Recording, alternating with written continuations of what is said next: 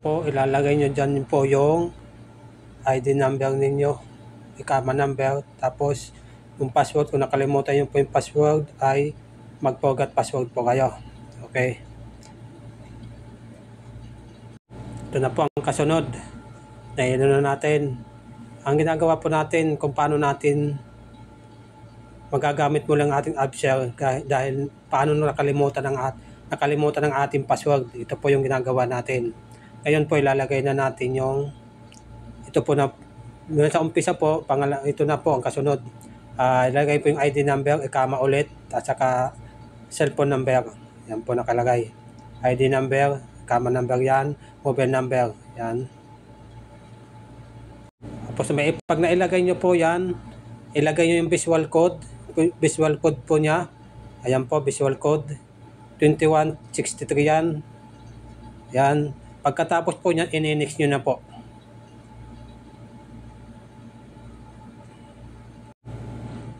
Yan po, dito na po tayo. Ito po ang next. Yan po, ilalagay na natin yung next niya. Yan. Nakalagay po dito yung mga ilalagay natin dito. Yan. Please note the following. Enter your ID residence number 1. Incorrect entry of mobile number will result into registration failure. Using someone else's identity instead of your own entry, the registration process is illegal. Your mobile number is your only. Please do not use it for any other account of avoid cancellation. Ayun, ibig sabihin follow in the username, English letters, numbers at 5, please 8 characters in starting with a capital letter in username cannot be modified. Yan po Yan po yung mga ibig sabihin yan password terms must be at least 8 characters long. 1 must be contain capital letter. Yan po, capital letter must be contain lowercase letter, must be contain. Yan po ang gagawin natin mamaya. Okay? Ituturo ko na rin po sa inyo yung yan. Yung paggawa niyan. Ayan mga natin.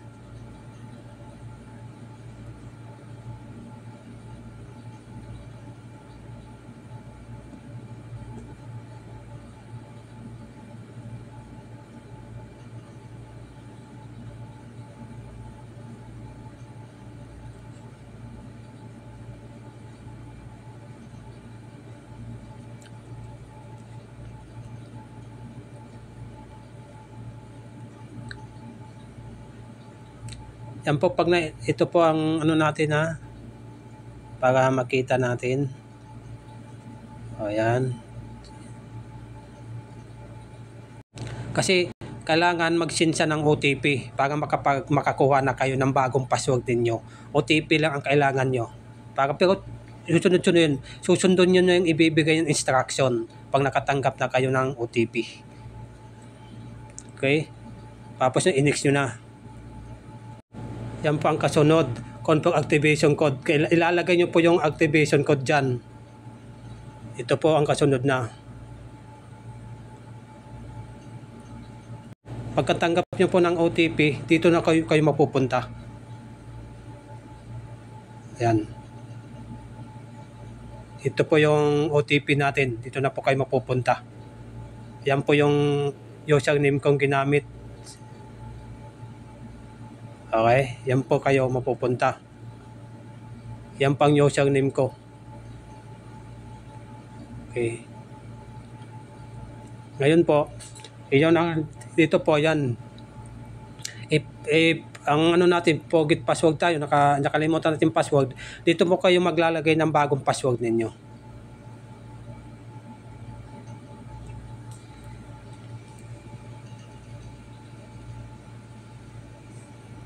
Okay? Dito po kayo maglalagay ng inyong bagong password. Yan po. Ituturo ko po sa inyo yan. Okay? Tapos hindi ko na po i-click kasi naka-register na po ako Tapos na po ako nakapagpalit na po ako ng password ko sa AppShare Okay na po ako kaya ako may TCP account na ako. At nakapag-login na rin ako sa NAPAT. Ito, Kasi ituturo ko sa inyo, natatanda yung mga pula na yan ha. Yan, tingnan nyo po yan ha. Yan mga yan. Ayan ha. Control for creating your own password must be at least 8 characters long. Mga lang 8. Isasample ko po sa inyo. Ayan mga yan, kailangan mag-green. Must contain a capital letter, must contain a lower letter, must contain a number, confirm password must be the same as. Ibig sabihin, ang paano natin, huwag mo yung asahan po yung mag-kulay green po ang ano. Okay, ito, umpisa na po natin, sasample po natin. Ang unahin po natin, must be contain capital letter muna. Okay, sample ko lang po sa inyo to ha.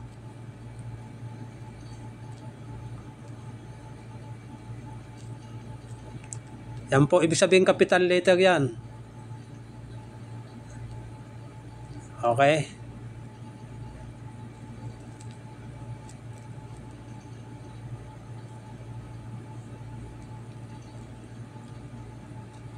Ano natin, pakita natin. I-click nyo pa yung pinakagilid lang, yung parang mata, para makita yung number.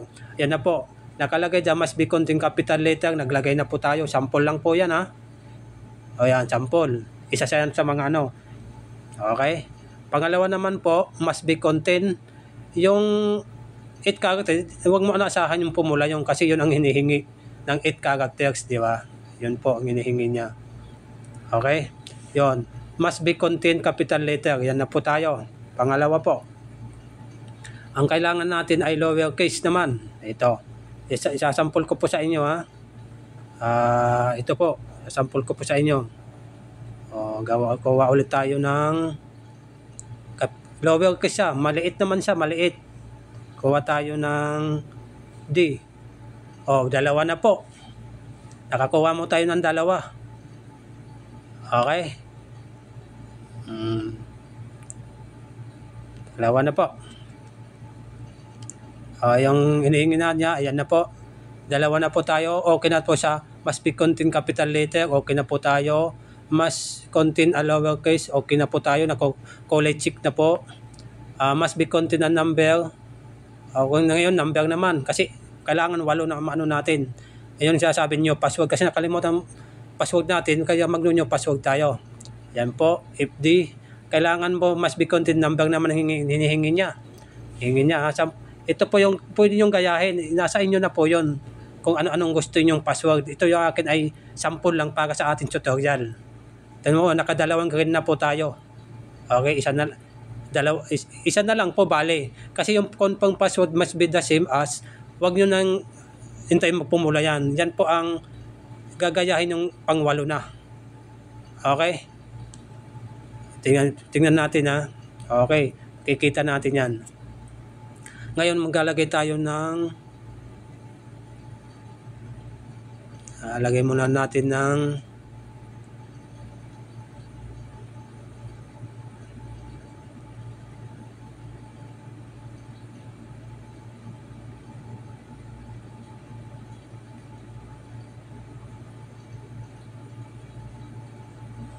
isa pa, number ano. Ayan pa, FD. Kailangan natin ng number. Ito na ulit sa atin. Ayan na po. Nakatatlo na po tayo. Must be contain capital letter. Tapos na tayo. Lowercase letter. Must be contain number. Okay na tayo. Ngayon to naka-4 na tayo. Okay na, di ba po? Yun. Ngayon po, ang gagawin nyo, para yan po makompleto, mag-isip na lang po kayo kung anong mga idudugtong ninyo. Okay. Bawa ang idudugtong ninyo ay ganito na lang. Ganito po ang gawin natin. Ito na lang, ito po ay isang sample lang po ha. Okay.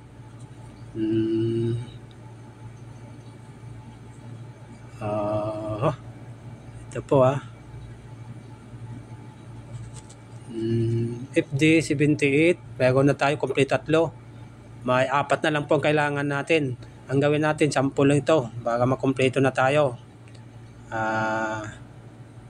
Okay, gamitin natin ay ito. 5. 5 na. Tapos 5. Tapos gamit ulit tayo nito. Yan. 1, 2, 3, 4, 5, 6. 6 na. Tapos gamit tayo nito. Yan. Tapos gamit tayo ng dito. Ayan po, 8 yan, ha? 8 po yan. O yan, 1, 2, 3, 4, 5, 6, 7, 8. 8 po yan.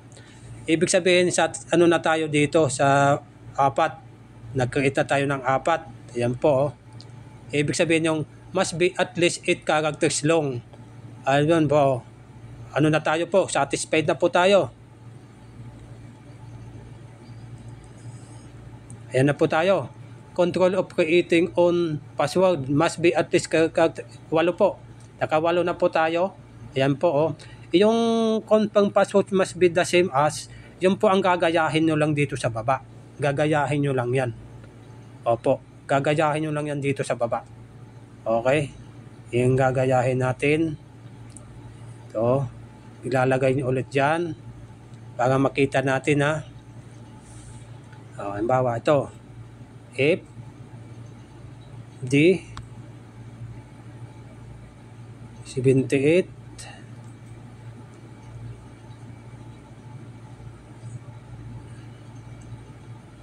tapos 78 ang sunod niya yon.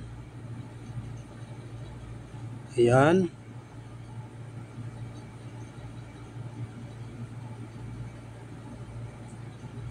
Tapos yan. Tapos ang pasusunod natin 78. Yun. Ito. Tapos D. Ayan po. Kompleto na po tayo. Okay. Yan po. Lahat na po na satisfied natin. Yan po ang sample. Sample po yan sa mga paano tayo gumawa ng password sa ating mga social media. O talagang kumukuha po tayo ito dito sa absang natin na nakalimutan natin ang ating absang password. Yan po. Mas complete po tayo. 5. This at least 8 characters long must be contain a capital letter. Ayan po, Okay po. Pero hindi ko na po i-click yan. Hindi ko po i-click yan kasi pag i-click po natin yan, yung password ko dati ay mapapalitan. Di ba? Mapapalitan po yung bago kong password. Halimbawa po nakalimutan ninyo ang inyong password, yan na pa magiging password. Yun kapalit ang inyong unang-unang password ng ginawa nyo kung paano kayo nagkaroon ng unang-unang account sa inyong Abshare. Yan po ang magiging bago yung password. Kaya hindi ko na po yan i-click. Okay, ganun lang po gumawa ng mga password sa ating mga social media. Kung hinihingi yung upper lower, yung capital letter, lower case, di ba ganyan po. Kita nyo po malinaw, kompleto tayo. Ayan po, must be at least 8 characters long, must be contain a capital letter, must be contain a lower letter, must be contain a number, confirm password. Ayan po. Kinumpang lang kung kapareha sila. Okay po, ganun lang po gumawa ng password. Hindi ko na po itutuloy yan. Pag tinuloy na po natin yan, ibig sabihin, log-in ka na. Mayroon ka ng Abshare account. Pag i-click ko po yan. Pag inoki ko po yan, mayroon ka na pong bagong Abshare account na bago na yung iyong password. Wala na yung luma, napalitan na. Hindi ko na po yan i-click. Okay? Kung halimbawa nagustuhan naman itong may nakuha ka naman kaalaman sa aking video, please lang naman, paki-subscribe, paki-like, paki-share na rin. Thank you for watching.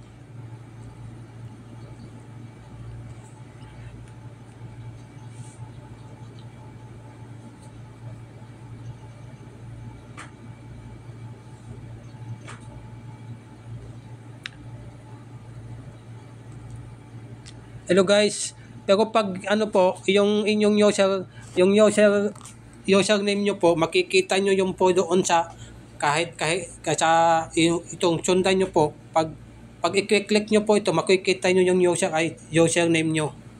Pag ilagay nyo yung inyong ikama at saka yung cellphone number at makahingi na siya ng hanggang makumpleto po, maibibigay na rin sa inyo yung sa inyo yung inyong username. Yung pa rin ang username yung dati yung kung kailan kayong unang-una nagkaroon ng Upsell account, yung pa rin ang username yung magagamit, hindi po yung napapalitan. Pero yung nagpalit lang po yung nyo, yung password yung lang ang napalitan. Pero yung username nyo, hindi po yun, ibibigay, yung pa rin ang magiging username nyo pag nag-create po kayo ng bagong password sa inyong Upsell. Okay po, thank you for watching.